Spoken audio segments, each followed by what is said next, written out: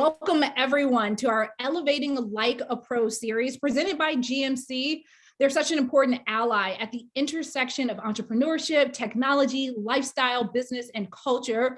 For those of us who are building inclusive, equitable businesses, and for that, I am definitely very, very grateful.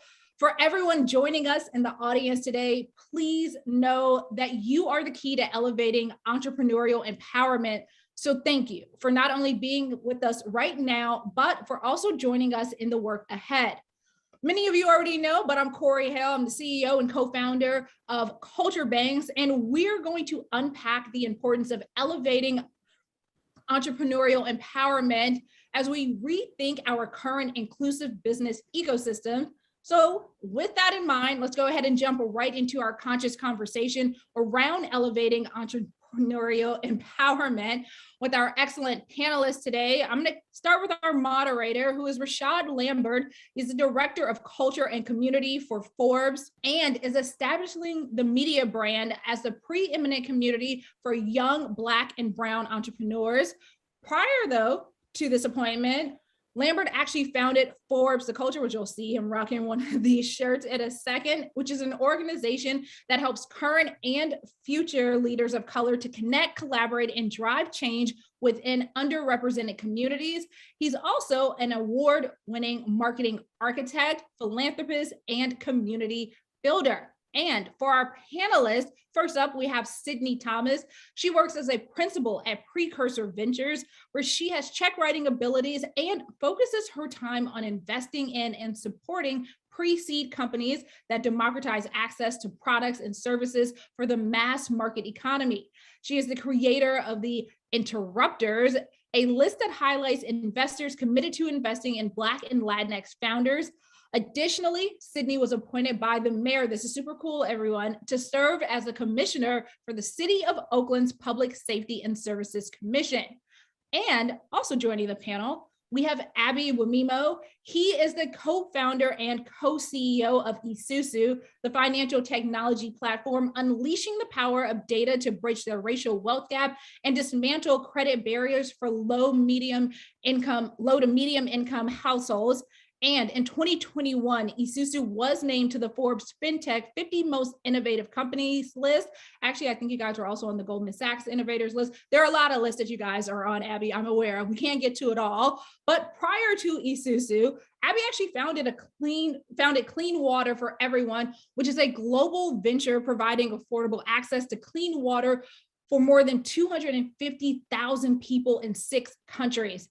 Abby was also selected by Queen Elizabeth II, that would be the current Queen of England, as a Queen's Young Leader and inducted into the Royal Commonwealth Society. And the crazy thing is, while all of that sounds good because I know Abby, there's actually so much more that he's done that I can't even get to right now. But rounding out our panel is Austin Clement, who is the managing partner at Slauson & Co. And as I was joking with him earlier, one of the few people I actually met in real life through this pandemic. Slauson & Co. is a Los Angeles-based early-stage venture capital fund rooted in economic inclusion. And at Slauson, Austin focuses on investing in technologies that empower small business owners. He's also active with the Grid 110, which is a nonprofit accelerator aimed at supporting emerging entrepreneurs. Prior to these roles, Austin was at 10110 Ventures. That was a data-focused seed fund based in LA. He was the founding chair of Pledge LA, a citywide initiative to promote civic engagement and diversity in the tech community. That was just a quick overview of really how dope these panelists are. So with that, thank you all for being here and being a part of this conversation. Rashad, I'll turn it over to you to kick things off. Thank you, Corey. Thank you. I don't know how I'm going to top that. That was an amazing intro. Panelists, how are we feeling? Everybody good? Great. Doing great. What type of conversation can we have? Can we have a real conversation? Is everybody ready for a real conversation? That's the only conversation we can have. Okay. I'm just making sure. I'm just making sure that we level set up front. So just off top, the majority of investors don't look like you all, Sydney and Austin, or run mission-driven funds. So tell us about your path to becoming one, along with the unique space that like Slauson & Co., along with Precursor, operates in. Agreed. It's definitely, there's still a lot to be done in this space to make sure it's actually representative of the larger, broader population. My background is in the public sector, actually, so very different. I spent about 5 years working across city government, interned for Congresswoman Barbara Lee for a little bit, worked for Mayor Bloomberg, and was really inspired by just how many different types of ways there was to make an impact. And so decided to try out what this life could look like for me on the private sector side. Went to Berkeley for business school, spent those 2 years just running around, interning everywhere, trying to learn as much as I could, and got really excited about the potential for venture to really drive like change across an entire category of business, where we're able to have a hand in, you know, what types of companies get started, what types of culture they have, what types of, you know, focus areas they are most interested in. It really is such a awesome privilege to be in this seat. And I don't take that lightly. And so a lot of how I think about the world is, how do I ensure that the companies that I'm really excited about, which is, you know, Corey mentioned in my intro, the long tail mass market economies, folks who are basically making life better for the little guy, the little gal, people who are not, you know, based in the middle of New York City or the middle of San Francisco, but folks who are outside of the margins. And it's just really cool. It's a lot of fun. So get to do that in and out every day. I hope that answered your question. I don't know. I kind of went on my own tangent. No, but that, I mean that's helpful. We can do that. It's fine. Austin. Yeah. So my background, born and raised in South LA. Went to Morehouse for undergrad. Came back to LA to work in investment management, and really started to learn about investing in that role. Then ended up leaving and started Dev Shop. I was doing web and mobile development for a lot of small businesses. Loved working with small businesses, realized I loved working with entrepreneurs. To me, they're the most passionate people on the planet. You know, they go after their ideas first and you know, passionately work on making them great. So I loved being around that energy. So what I started to realize or understand was the idea of venture capital, which was kind of a combination of the things that I'd done in my career to date, which was working with investing, working with technology, and then also working with entrepreneurs. And I realized that was what I wanted to do with the rest of my career. So, you know, everybody said it's a really small industry, hard to break into. You have to know the right people, get in front of the right things. So I said, all right, well, let me go back to business school, see what I could do. Went to NYU for B school, hid out for 2 years to come up with a plan of how I could get my foot in the door. Eventually ended up landing a role at a fund called 10110 Ventures, which Corey mentioned. And I was there for about 5 years. Really enjoyed the people that I worked with, some phenomenally brilliant people that are still actively investing. But during that time, I was also spending a lot of time working on initiatives related to diversity, equity, and inclusion, particularly in the city of Los Angeles. There was an initiative I was fortunate enough to be the chair of called Pledge LA for a couple of years, which has done some phenomenal work. But I think what I realized in doing that role alongside my day job was like the recognition that, you know, obviously people from communities like mine were totally left out of this venture ecosystem, and there was something that could be done about it. And so with that, I sort of wanted to marry those two worlds and created Slauson & Co. alongside a longtime friend of mine, AJ Roland. So Slauson & Co. is a $75 million fund, pre-seed and seed fund rooted in economic inclusion. And we basically invest in two areas. The first is tools that support the next generation of small businesses, so SMB tech. And then the second is what we call culturally relevant consumer, which are products and services that target overlooked populations or underserved populations very specifically. And you know, what we realize, we're in a position to lead most of the rounds that we do and catalyze investments into founders that look like us and communities that supporting communities that look like us. And we found that there's, you know, it's not a niche market. It actually represents the bulk of of the population in the United States. So we're excited to be in the place that we're in and see plenty of opportunity to keep going forward. So you both actually you Austin and you Sydney both touched on kind of like these markets that usually are not tapped into in like financial literacy and financial education. Abby, a number of fintechs and neobanks or like digital banks have come online and are building products catered to very specific market needs. Also, can you share about how Isusu is like specifically catering to the financial needs of like underserved communities? Yeah, absolutely. I think before I sort of dive into precisely what we're doing, I think a background is important just to understand the why behind Isusu. So for me, I grew up in the slums of Lagos, Nigeria. Lost my father at the age of 2 and had the opportunity to come to the United States because my mother thought education was the most important ticket any child could have. So immigrated from 80-degree weather to negative 22 degrees in Minnesota, which was a character building experience. During that transition, something important happened. My mother and I did not have a credit score. We walked into one of the biggest banks to borrow money, and we were turned away and had to go borrow money at over 400% interest rate from a payday loan lender. In addition to that, my mother pawned my father's ring and a bunch of other jewelry, and that's how we got started in the United States. So really inspired by that experience, and my co-founders, we started Isusu on 3 core premises.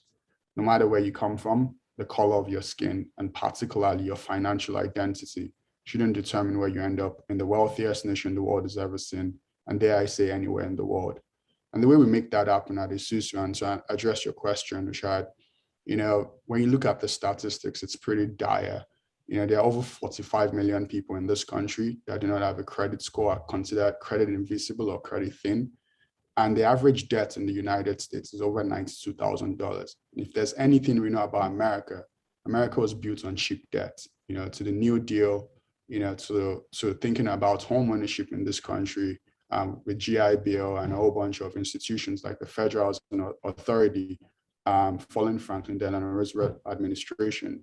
But low to medium income people can get access to quality financial products. And the biggest driver for that is because they have no credit score, a poor credit score. And what Isusu is focused on is, from a strategy standpoint, how can we get people quality access to financial products? But we need to start from the basics by improving or establishing people's credit scores. So we work with large multifamily owners and operators.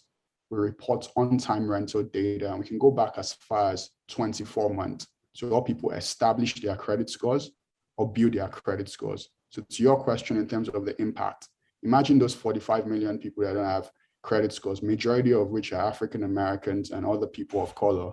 The average debt is $92,000. If we do that math, right, we can unlock $4.1 trillion in capital for the US economy. That's not only good, for the folks that will get access to that capital, that's good for GDP. And that's also good for the government because you have taxpayer dollars at 37% marginal tax rates, not capital gains tax rates. So that's the true genius of what we're doing. And we're just really excited to be doing the work we're doing. Yeah, that's amazing work that you are doing. You spoke about America being the wealthiest nation in the world, or that the world has ever seen, but we still have our share of like issues like that. In a recent report that I read from Project Diane, it found that Black women only still in 2021 still only receive 0.27% of total venture capital in investment, and these numbers are from 2018 to 2019. But even though more Black women are raising, Sydney, like, what do you think really keeps that statistic close to 0%? 0.27 is still 0% in my book. So Yeah. I mean, how long do you have? I think there's so many different factors here. We're dealing with racism, we're dealing with sexism, we're dealing with misogynoir, we're dealing with so much that we're dealing with, what is the expectation of Black women to do? Is it caretaking, or is it starting a business? Is it starting a venture-backed business, or is it starting, I don't know, a business you can do from home because you're also in charge of being the main caretaker of your kids or your parents or your family members or your brothers or your cousins. And so I think that there's no one answer. And that's what makes it such a difficult problem to solve. And so the way I take the way that I approach solving this problem is I think, I take many pitches by Black women because I think what they're building is just oftentimes the coolest. I think like the Black women in my portfolio are just brilliant. And so I think that it really comes down to how each person is trying to address this kind of very systemic issue in their own daily life as best as we can. And hopefully like all of those different pieces together can start breaking down some of these structural issues. But I think that there's just so much there that needs to be reckoned with, I think, honestly, every day. Doubling back to you, Abby, you mentioned something that I wanted to kind of touch more on, and then Sydney, you kind of brought it back in focus. About like 54% of Black Americans are reported to have no credit or poor credit or poor to fair credit score, whatever that is, which is considered to be any score below like 640. And you spoke about what you're doing with Isusu, Abby, but who are some of the major partners that you are like working with to accomplish this goal?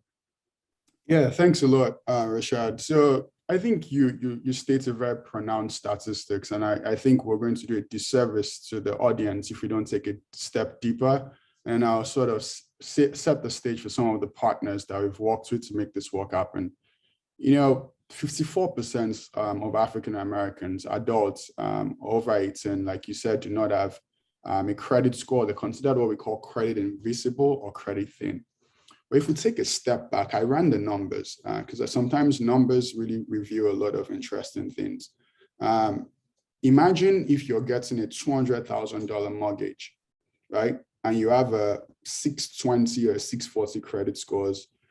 Over the 30-year life of that mortgage, you're going to pay $155,000, right, in interest. If you have a 760, which is considered a prime credit score and above, you're going to pay $92,000. If you do the math, that's $64,000. That person with a poor credit score is paying more than someone without a good credit score. So imagine if African Americans, right, Black Americans have 50% don't have have a credit invisible or don't have a credit score. You do the math, there are 40 million African Americans from 2019 census data. You do that half, right? You multiply 64,000 times 20 million. That's over $1.3 trillion in interest over 30 years extra that people are going to pay. It's utterly ridiculous, right? That's a lot of money that are going to go to predatory lenders or even just generate value for the economy by trampling others down. And in my opinion, we're just repeating the legacies of what has happened in the past, the legacy of Jim Crow, the legacy of redlining, and serious marginalization of people. But we need to start putting in numbers. So to essentially bridge this gap, what we did was, what's the one-to-many channel? What are some of the partners that we can work with to right the wrong of the past? We talked about the Federal Housing Authority, but the founding creed of this country residing is to make it more perfect, not just to highlight all the issues.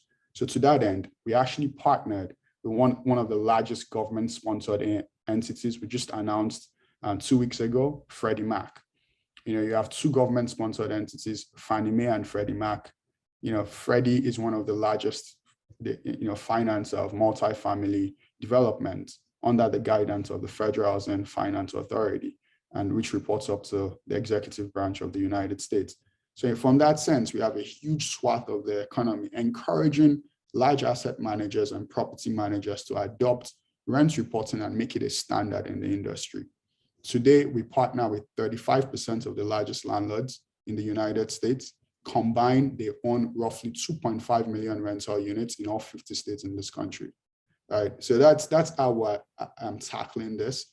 And the result of that is if we're able to report people's credit scores and establish their credit profile, maybe we can reverse this perpetual statistics as it relates to interest rates of $1.3 trillion potentially for Black Americans over 30 years if they get a $200,000 mortgage. So that's how we're going about it, one to many, creating a platform of financial identity, financial stability, and then crossover through wealth. That's extremely important. First, that's amazing work, but that's extremely important because one of the like statistics that we often hear is that the average Black family only has a net worth of between $9,000 and $14,000. So it's difficult to transfer wealth or pass on wealth if you don't have any, and you can't invest in. I mean, the way that other people are able to invest in their family and friends' businesses.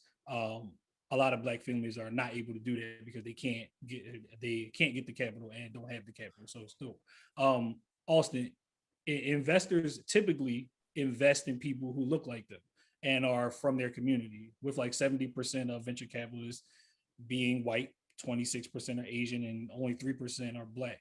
Can you share why prioritizing underrepresented founders, in addition to like underrepresented in investors, that sort of marriage creates an untapped market opportunity for many funds? Sure. You know, the to your point, like a lot of people invest in the people that they know.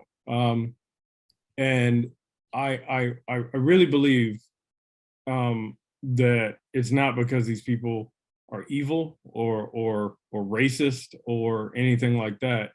I believe that it's sort of a natural human behavior to like, I get this person, I get their story, I understand where they're coming from, I understand their life experience, the city that they mentioned they grew up in, I know the type of people that grew up there, the school they went to, I know the types of people that go there, so on and so forth. And so when you have the challenge actually comes from the fact that all of those people historically have had the same story and know the same people and were in the same geography.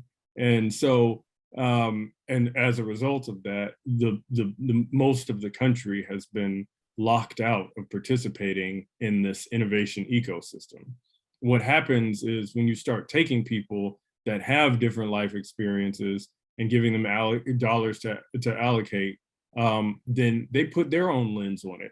I mean, arguably, I'm just as biased as whatever other Silicon Valley fund is up there on Sand Hill Road, and I'm biased with my life experience. If I meet somebody that went to Morehouse or Spelman or Howard or something like that, that means something to me. I wouldn't expect that to mean something to somebody who's never met anybody who's gone to any of those schools. But I have those biases, I have those things that I understand as well. And so for me, in order to really change the demographics of who gets dollars in terms of entrepreneurs, you need to start at the top and really figure out how you get dollars in the hands of all these different perspectives, where somebody can relate to the entrepreneur and their life experience and appreciate the things that that person went through, or the things that that person learned, or the networks that that person has. If I say I'm a Kappa, if I say I'm a Kappa, that means something to maybe some of the people on this call. It doesn't mean a lot to anybody who I would talk to on Sand Hill Road at all. And so those networks, those mean something. And so I think that those need to be appreciated. The other thing that you mentioned of what happens is as you mentioned, a lot of the dollars for these initial ideas come from the friends and family that can cut, the initial check to get your idea off the ground. And most of the people in our community don't have that. So you could have a brilliant idea and be $20,000 away from bringing that idea to fruition, and just showing the early traction that you would need to attract like a venture capitalist who invests in pre-seed or seed stage rounds. And that's terribly unfortunate that like that starting point is feels like it's miles away for most of our community. One of the things that we did as a fund, we started an accelerator program in conjunction with an organization called Grid 110, who's run an accelerator for the last 6 years with really strong statistics in terms of diversity. But our accelerator program, the joint program that we created, is called Friends and Family, and we call it that because it's a 12-week program where we educate you with all that you need to know to basically be able to position yourself and speak the language and understand what people are looking for. We also put you in touch to where you're hearing from people that are at the top of the top in terms of successful folks in the tech and innovation economy. And then the last thing we do is we give you a $20,000 capital grant just to get your company started. This is meaning no equity taken. It's just $20,000 free of whatever. You could spend it to pay off your credit card debt, so you can now invest your time and energy and whatever into the business that you have, whatever it might be. But we feel like it's efforts like that that are going to kind of make the difference to really show that the disparity is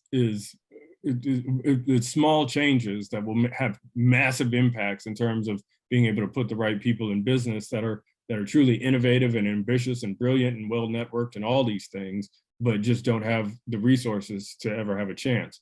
We want to give that chance. That's the chip I have on my shoulder, is that I know that these people are out there and I know that they'll outperform. And so want to help them out and sort of prove a point, if you will.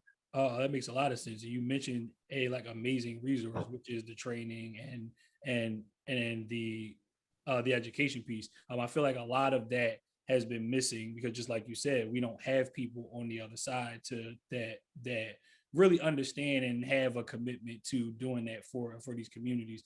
It's kind of like, it's like Abby said, it's like numbers first. So you mentioned one resource, and this is for everybody. What are some other resources that like entrepreneurs can easily leverage to optimize their success while maintaining strong relationships with their consumers and investors alike? I'll throw one shameless plug in there: join Forbes the Culture, ForbesCulture.com. But also, I would love to hear from you guys. I think that, I also kind of like want to make sure that I like this kind of reframe on like resources, because I think that like our communities are also like such a valuable resource for so much that I don't want us to get too focused on this concept of lack and like we're just like victim mentality, because like we are awesome. We have so much insight, so much information, so much wisdom that tapping into that and acknowledging that is important. Because I think that like all of us on the call, I'd say between me, Austin, and Abby, I just met you, Rashad, so I don't know.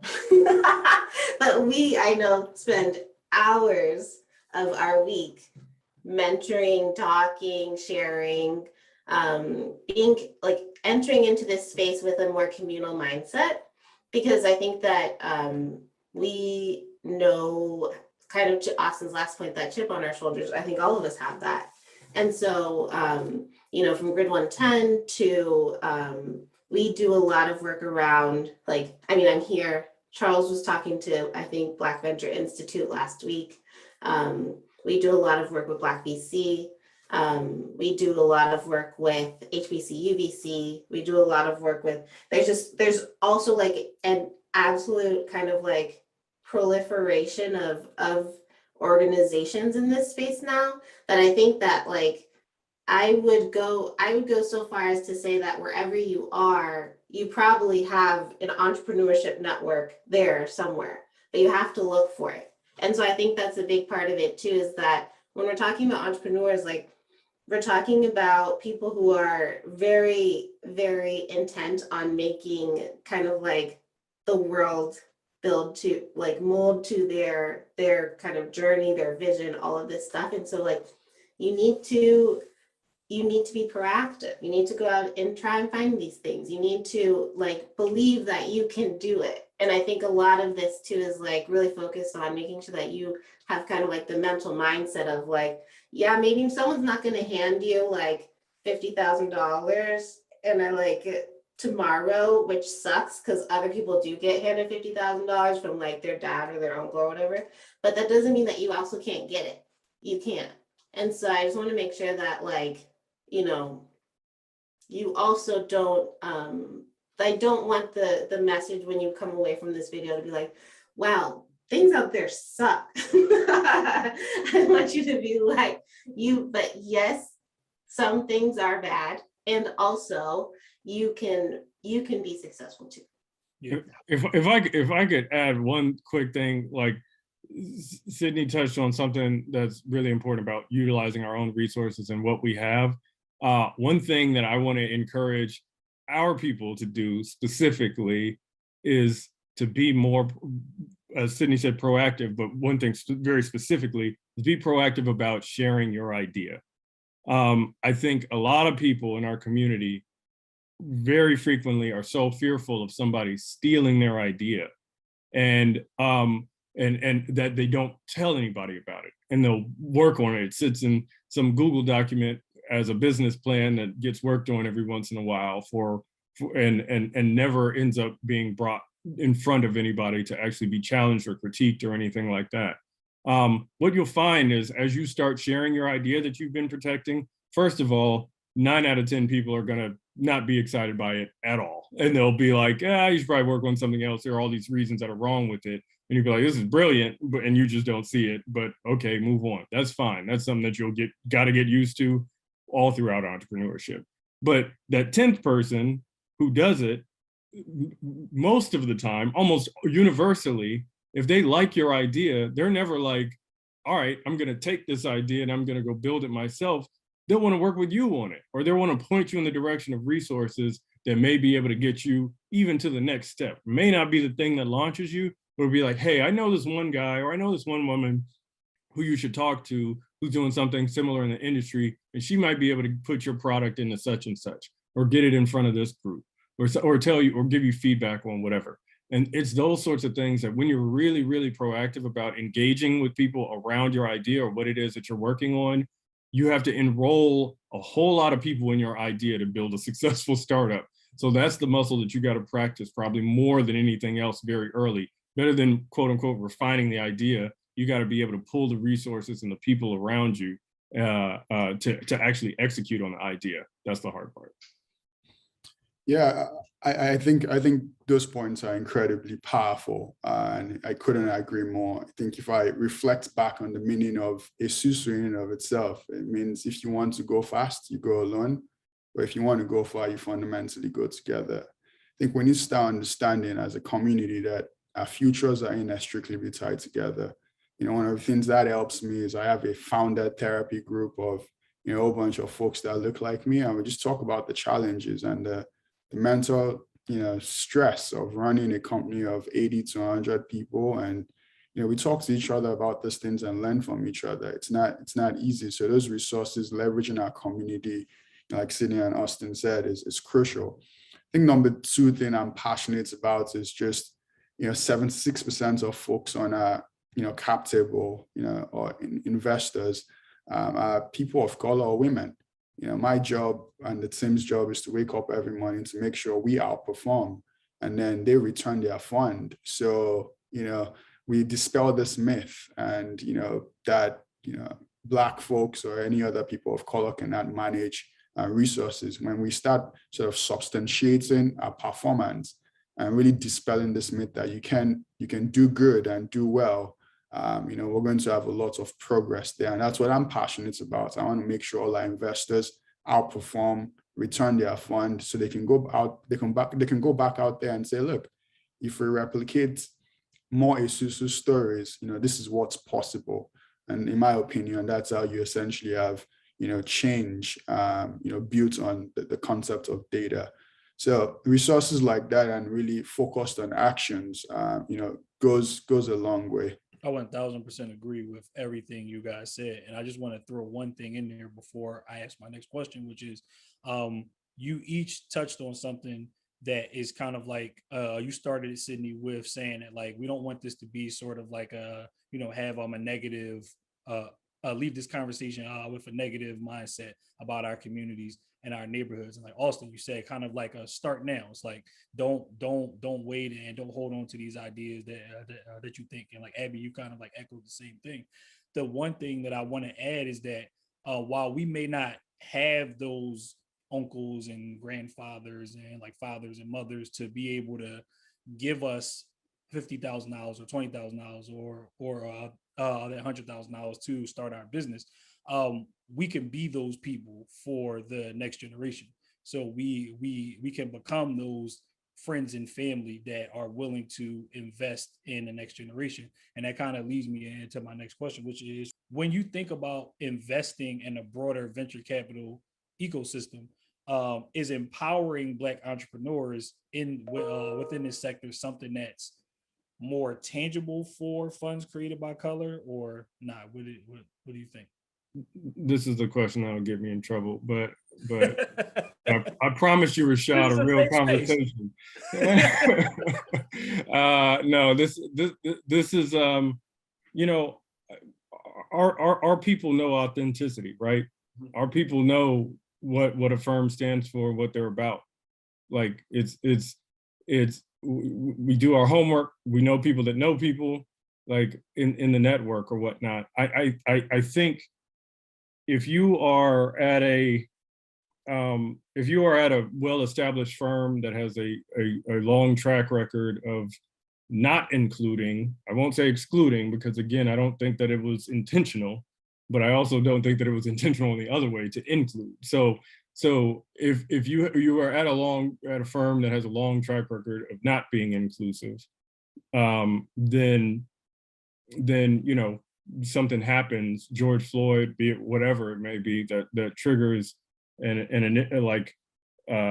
ability or the idea that something needs to be done.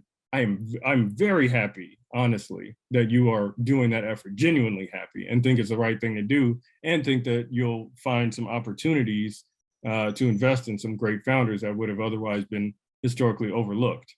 If I was a founder, if I was an entrepreneur, and I'm looking for different people, I'm gonna look for people that know me and understand me and can talk to me, you know, as a peer, as somebody who understands the things that I'm dealing with, even as a type of founder going through this. And for the firms like Precursor or Slauson & Co. or plenty others out there that were purpose built with this in mind, that like you feel it as you interact with the managing partners, to all the partners, all the principals, all the associates, all the way down to the admin around why they're all there. And so I guess when I think about like those other firms, like well-established firms, I have a ton of respect for them and admire what they've done. And I think that in a lot of ways they've built a blueprint for venture capital broadly. I think this generation of new funds that were led by people of color, they have a whole different MO, but they're still looking to outperform. To Abby's point, like we're going big. This isn't a charity work. This is we think we could outperform. Again, going back to the chip on the shoulder, we have something to prove. And when people are all on the same page about it, I think magic happens. So let me preface my last question with this. So oftentimes, and this probably started with like Gen X, like millennials and Gen Z, I guess, often accuse Gen X of something called like FBS. It's like first Black syndrome, right?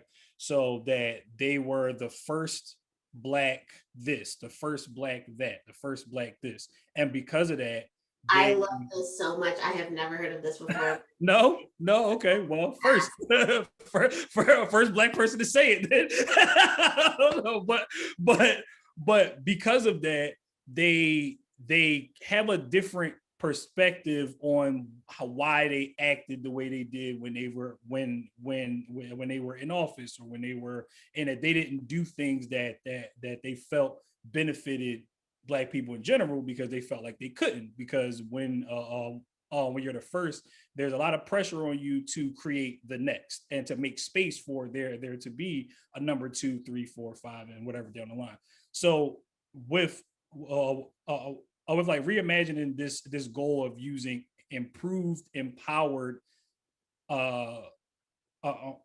entrepreneurship for good as a way to create a better society is addressing systemic issues within this realm. One of the key drivers to attaining that, like, can someone in that position actually do that and be successful potentially?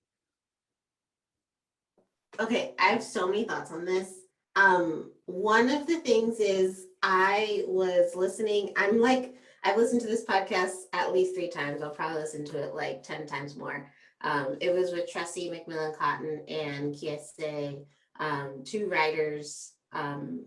They were basically on the Ezra Klein podcast as guest hosts. And one of the things they talked about was Afro-pessimism. And they talked about it in the context of COVID, how when COVID, really hit, like a lot of us in our community thought it was done. Like we were done for. It's happening. It's going to happen to my grandma. It's going to happen to my mom. And so this is just it's happening. So I just kind of have to accept it. And I think that aligns with this first Black person syndrome of this kind of everything bad is going to happen. And I think this was very much my parents. And so I need to just solve for every single thing. I need to be extra perfect because I need to anticipate that the worst is going to happen tomorrow or today or next week constantly. And I mean, you can imagine what that was like growing up with that. I mean, some of you might have grown up with it too. But right. And I think to the last point that I made before, I think the shift where we have the shift is when you think about, but what if everything could actually go right? What if I actually survive tomorrow? What if I actually don't need to knock over this hurdle next week? What if I actually do get 50 million bucks with my next fundraise? And then it's what could I do then? And I think that's a powerful shift that I think we have the opportunity to make because there's more of us here. And it's very mental. It's very mental. Yeah, I think, Sydney, you make a good point. And Rashad, there's also something you said that I picked up, which is being bold about what we're able to do for our community. Isusu is getting close to 100 people now. And our vision at Isusu, everyone that comes in every meeting we have, is to leverage data to bridge the racial wealth gap. It's not leverage data to bridge the wealth gap. It's bridge the racial wealth gap, because if we bridge the racial wealth gap, society will benefit at large. The statistics I shared earlier was very, very telling in that regard. So I think we just need to we need to be bold. And to Sydney's points particularly, we need to fall forward. Ultimately, maybe it's because I grew up from the slums. My mother doesn't expect me to, do anything, or any of my family members. I'm sort of just doing whatever I want to do in my own lane. I didn't grow up with money. Money doesn't mean anything to me. So I can be look, our next round of financing at Series B is going to be $100 million round. And if the comps are there and we're outperforming on a revenue standpoint, you can't tell me anything, right? We want to get the same multiples everyone else in the market is getting. I'm unapologetic about that reality, provided we're doing the work. So I think we need to step out, be bold, fall forward, right? And we have nothing to lose. We built this country. People of color built this country on cheap debt, but still we rise, and we should never forget that. All righty, there we have it, everyone. That is all we have time for today. I want to thank Austin, Sydney, Rashad, Abby again for making this such an impactful conversation, though I am going to have to say, Austin, you did not shout out Hampton University, my alma mater, when you're trying to go through some of the HBCUs. I did pick up on that. We're going to let that go, Morehouse man. But I'm just saying, don't forget about the Harvard of the South. That's all I want to say. We are going to be back next year, everyone, with even more of a great conversation, storytelling, because that's what we do at Culture Banks. We do business news for hip hop culture all day, every day. We will see you all next time.